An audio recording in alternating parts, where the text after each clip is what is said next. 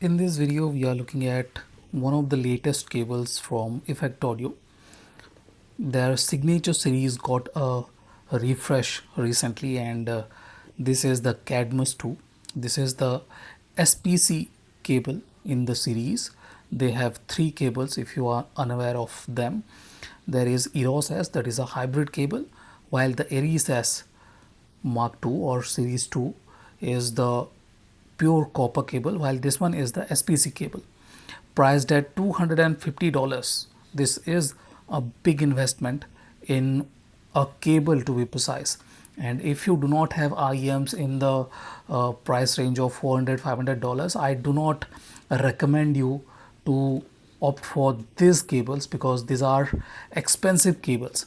And unless the cable you are getting with the IEM is horrible, like the Thai audio cables that are horrible, you really do not need to look into these cables for $400 and $500 IEMs.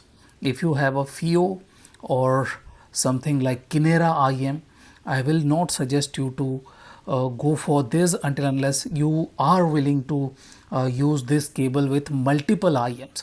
In that case, you can opt for these expensive cables that will work around a couple of IEMs in your inventory and will be a very good value for money because of these things. Okay, this comes with Connex, and you can get yourself a Pentacon or MMCX top, and you will be able to use it with multiple IEMs. So that is what this Effect Audio IEMs offer.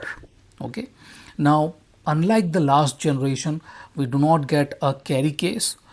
I'm not sure why, even though these are slightly cheaper than the 8W variant of the Cadmus 8W. Okay, 8W, that was 8W in the name, 8 wire. So that was slightly more expensive than $250. If I'm not wrong, that was $270.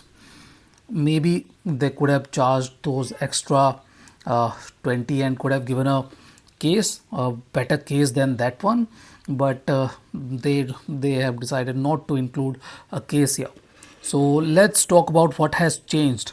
The design parts are slightly different. You guys can see there's this 4.4 mm jack is slightly differently designed. These metal jackets are slightly more angular designed.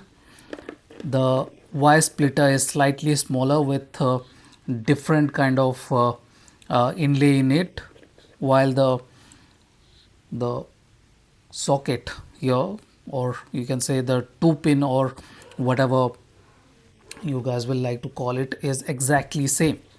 And there are some changes when it comes to the core 2. They have now used solid cores. Okay, so there is a solid core in between and other cores are placed around it. It is using copper solid core and silver plating around the copper. So this is the SPC cable. Sound wise, what has changed? In the first generation, I told you guys that the Cadmus is the best cable of the lot because of its mid forward, very comfortable, very textured kind of vocals and mid range delivery. But that cable was kind of flawed. How? Because it was not great with the bass, was dialing the treble a bit back too. It was holding back the extra bit of clarity and extra bit of extension at both ends. They have, Effect Audio has taken care of that. Now this one is a more balanced sounding cable at this point of time. It has very good sub bass extension, very good treble extension, and it is delivering very good clarity and definition in those two regions. Okay, I will not go on to say that this is the best cable of the lot anymore. Of the signature series 2, I will not say that this is the best cable of the 3. this point of time, what Effect Audio has done is they have reduced the differences. All these cable have improved in most of the fronts, but while the Cadmus 1 or 4W or 8W was more mid forward, this is not as mid forward either. They have pulled the mid range a bit into the balanced realm. Okay, it is not very textured or very warmer either. Okay, it is aptly warm, it still is mid forward, it still has that textured, very throaty, very grunty kind of feeling with male vocals, and female vocals are fairly accurate too.